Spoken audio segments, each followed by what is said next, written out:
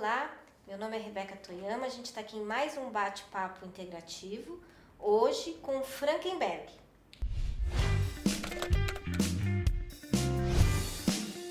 O Frankenberg ele é planejador financeiro pessoal, fundador da Planejar, que é a Associação Brasileira de Planejadores Financeiros, e ele é a pessoa talvez mais adequada no Brasil para contar um pouco dessa história, mas antes disso, Frankenberg, conta pra gente o seu encontro com essa história de educação financeira. Bom, esse encontro aconteceu há muitos e muitos anos, quando comecei a trabalhar numa empresa internacional de investimentos, que tinha uma filial no Brasil também, e que me agradou muito trabalhar com essa área de investimentos. Só que logo após começar a trabalhar com eles, eu via que nem tudo era aplicação do dinheiro, que muita coisa tinha a ver com a cabeça das pessoas e a mentalidade. E a partir daí eu também sempre dizia que cada pessoa deveria investir diferentemente e de acordo com sua personalidade. E aí, pouco a pouco, fui me afastando da parte do dinheiro em si e comecei mais e mais a falar sobre como funcionava a cabeça das pessoas e, de acordo com essa cabeça, eu tentava ajudar essas pessoas a investir. Então foi assim que você encontrou o planejamento financeiro pessoal? Nem se chamava ainda planejamento financeiro pessoal, mas automaticamente esse era o tema.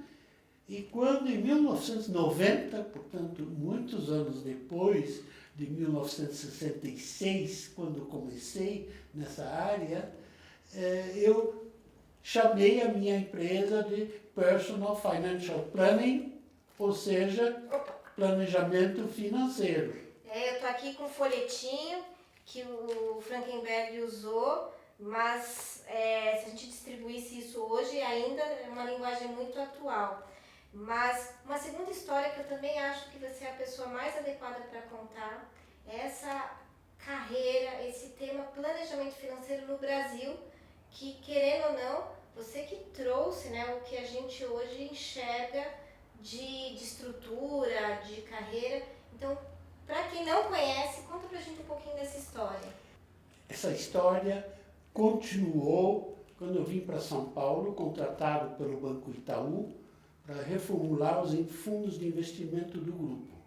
Fiquei alguns anos no Itaú e em 1973, 74, eu saí do Itaú e comecei a ter clientela própria, como um profissional autônomo.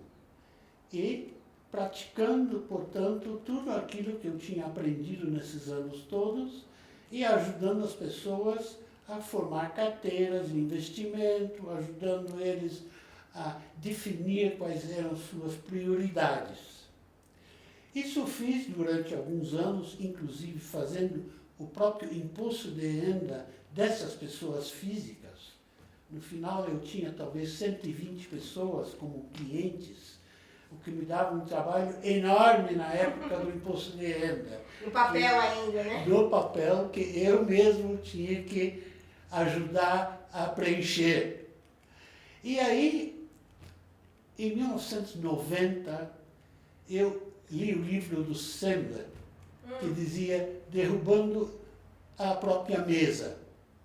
E disse, eu acho que eu vou mudar. Em vez de ter uma clientela própria, eu vou querer difundir para os brasileiros o que significa isso e a importância disso tudo. Ou seja, educar melhor as pessoas para não se endividarem, para pensarem na aposentadoria. E assim começou o planejamento financeiro. E foi essa ideia que fez o seu encontro com a própria certificação. Deixa eu explicar.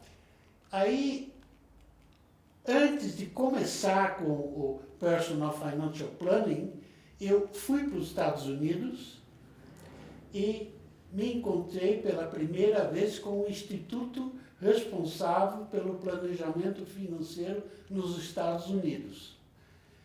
E assisti na Universidade de Yale um seminário e na volta fiquei muito entusiasmado. Tem uma história dentro da história que quando me perguntaram, e você vai fazer funcionar isso no Brasil? Eu disse, não, por enquanto não. Porque nós temos uma enorme inflação, você não pode imaginar quanto é, 10, 15% ao mês, e enquanto não se acaba com a inflação, as pessoas não podem investir porque o dinheiro desvaloriza demais.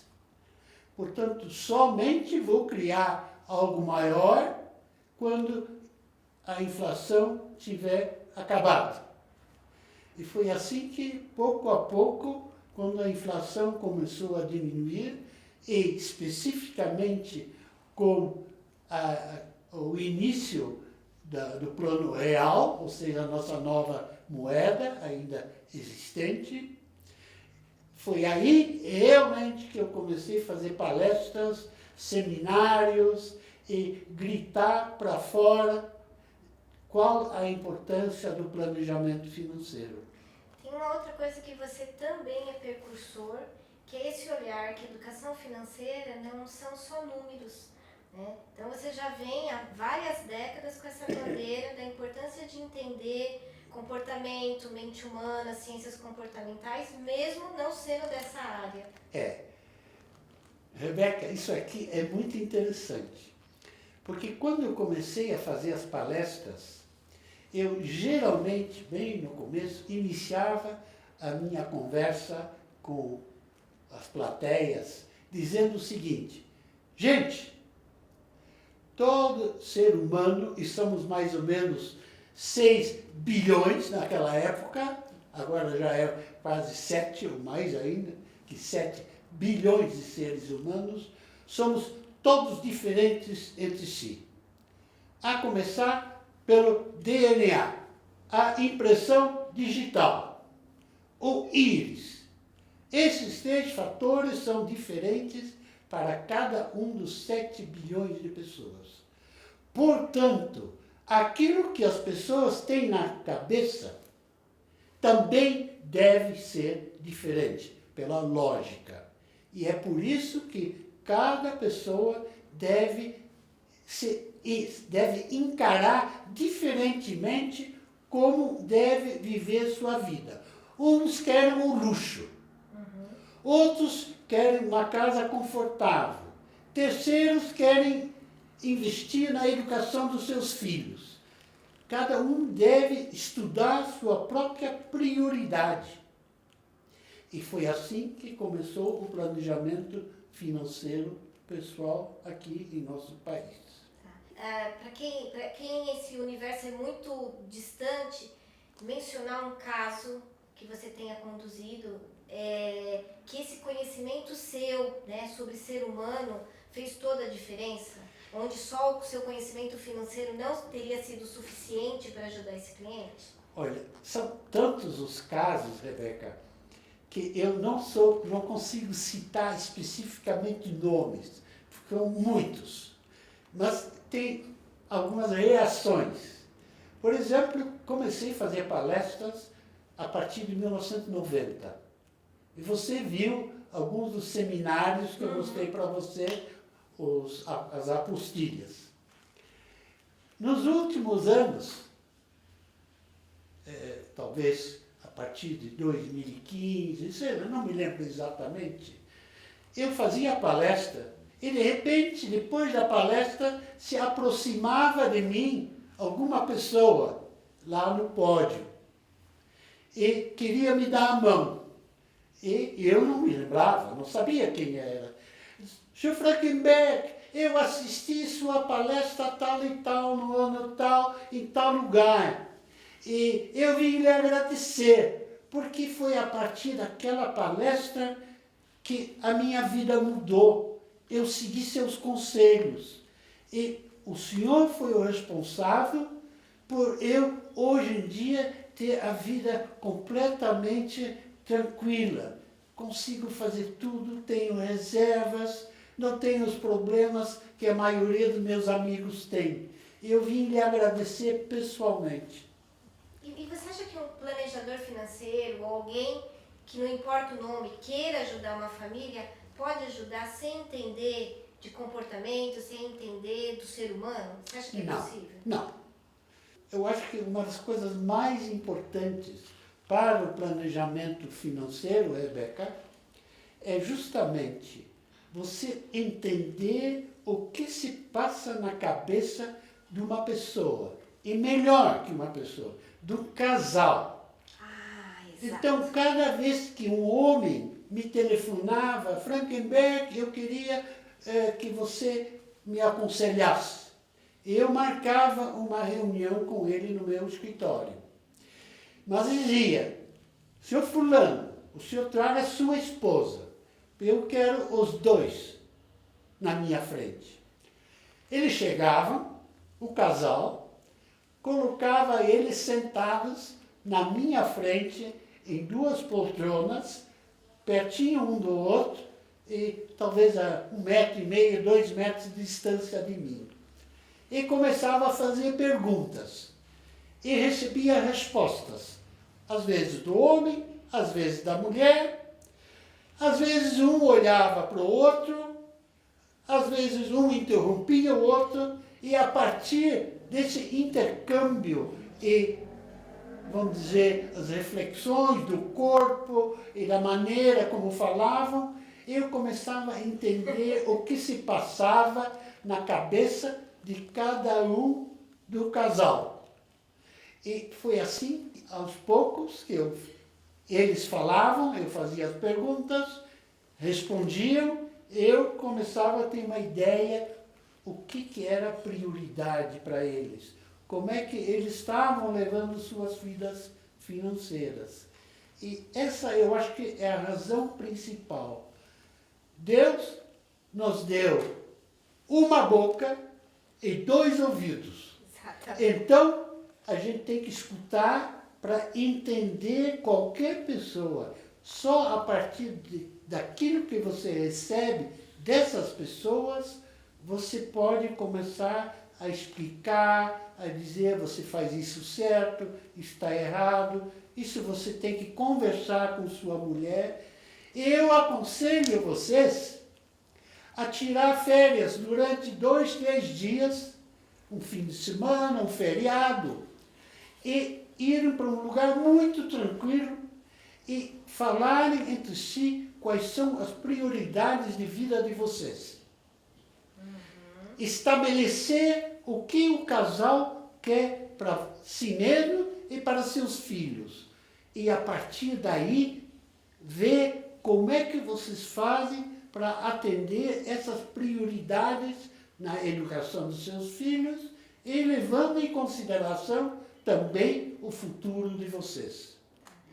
Ouvindo a sua fala, então um profissional que queira seguir essa carreira, né, que é a sua carreira, você acredita que vale a pena ele então investir em conhecimento desse universo de mente, comportamento, ciências, psicologia? Então, vale a pena. Não só vale a pena, como, a meu ver, se desse e não dá para colocar números nisso, eu diria que 80% é a parte comportamental das pessoas. E 20% talvez seja as questões aonde investir o dinheiro.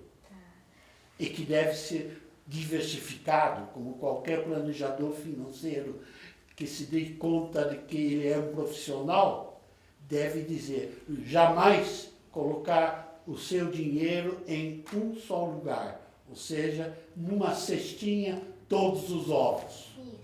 Então, eu vou pedir 2 presentes, que são 2 conselhos.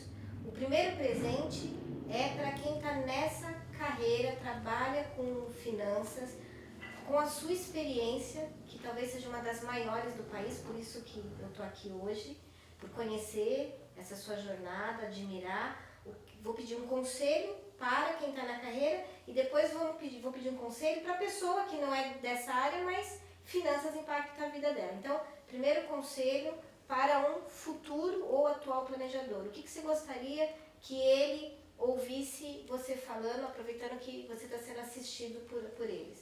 Bom, eu acho que, em primeiro lugar, é ter o dom. Ter o dom. Sem ter um dom para escutar pessoas, ouvir, é muito importante. Depois, eu diria, gostar do ser humano, das pessoas. Você tem que gostar para poder aconselhar de corpo e alma, ou seja, de alma e mente. Inteiro. Talvez. Você tem que realmente querer gostar. E o mais importante de tudo, a meu ver, é colocar em primeiro lugar os interesses do cliente. E em segundo lugar, os seus próprios interesses, que são financeiros, eventualmente. Como um prestador de serviço. Porque se você pensa o tempo todo quanto vou lucrar, você jamais pode ser um conselheiro independente. Um conselheiro, digamos, completamente confiável, neutro. Porque senão você vai indicar produtos onde você tem interesse. Então, o importante é você ficar isento. Isento. Agora, o segundo presente, agora pode estar também nos assistindo uma pessoa que pode ou não estar com uma dificuldade financeira, um desafio financeiro. Você que tem décadas nessa área, já tocou centenas de pessoas, ajudou centenas de pessoas. Qual que é a dica que você tem para uma pessoa que esteja nos assistindo?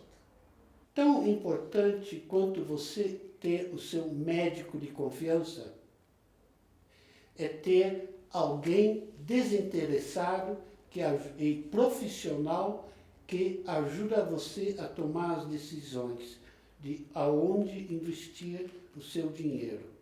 Você considerar a parte financeira da sua vida tão importante quanto a sua alimentação, seus exercícios físicos, também a parte de saúde, que eu acho que são 3 fatores importantes: alimentação, exercícios, vida sadia E finanças. Finanças. Até porque agora há pouco a gente estava conversando, né? Se eu não tiver as finanças organizadas, não dá para ir para academia, não vai dar para ter uma alimentação, às vezes, de qualidade. Muito bom. E além disso, coisa que está acontecendo aqui em nosso país, pelos últimos estatísticas, eu vi que 65% da população está endividada, de alguma maneira. Saiu, né? Mês passado. Saiu, Esse número. saiu. Endividado, de alguma maneira, significa, muitas vezes, estar atrasado com os pagamentos. Em nosso país, onde a taxa de juros continua sendo de 12% ao mês para cartão de crédito, onde a maioria das pessoas está endividada, é demais. Porque se você está pagando juros, você não recebe nada pelos juros. E mais ou menos, em média, e não dá para dizer isso para todo mundo, algo entre 25% e 30% daquilo que a média das pessoas ganham é gasto com juros. Significa que isso você não pode, esses 25% a 30%, gastar em comida, em educação para seus filhos, em viagens, para adquirir um imóvel próprio que talvez você não tenha, e tantas outras coisas, diversão, lazer. Então, é uma parte enorme, grande demais, que você gasta onde outros vão ganhar. O banco, por exemplo, que vai ganhar seus juros, a financeira. O Frankenberg é uma daquelas pessoas que se a gente ficar perto dele, a gente passaria aqui horas. Aí eu quero muito agradecer, ele nos recebeu na residência dele para gravar, né, esse conteúdo que realmente é um assunto crítico no país, endividamento, indisciplina financeira. Aí eu queria só te dar um livro de presente. Eu já tenho o seu, você já me deu, hoje eu vim trazer o seu. Tá aqui, eu escrevi uma mensagem. Muito obrigado. E aí a gente vai encerrar por aqui. Espero que você tenha gostado desse conteúdo. Ele foi selecionado a dedo, porque geralmente a gente fala de carreira, de propósito, mas a gente tem visto muito que disciplina financeira tem impactado numa série de coisas e pessoas como Frankenberg têm muito para nos contar, tá bom? Obrigada, encontro vocês no próximo vídeo.